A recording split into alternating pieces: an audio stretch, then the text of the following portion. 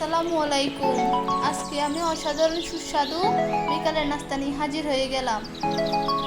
থেকে শেষ পর্যন্ত আমাদের ভিডিওটা দেখতে থাকুন। রেসিপিটা ভালো লাগলে লাইক, কমেন্ট, শেয়ার, সাবস্ক্রাইব করে আমাদের সাথে থাকুন। চলুন মূল ভিডিওতে যাওয়া যাক। আমি এখানে এক বাটি ময়দা নিয়ে নিয়েছি,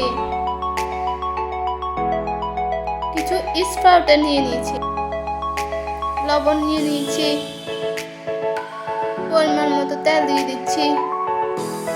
সবগুলো উপকরণ ভালো করে একটু মিশিয়ে নিতে হবে। পরিমাণ মতো কুসুম গরম পানি দিয়ে দিচ্ছি।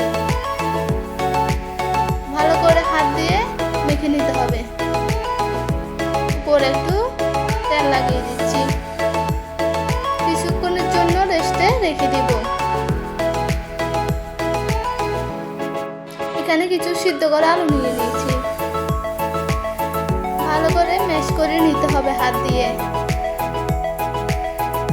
পেঁয়াজ কুচি নিয়ে নিয়েছি, কাঁচামরিচ নিয়ে নিয়েছি, বিট লবণ, পরিমাণ মতো মশলা।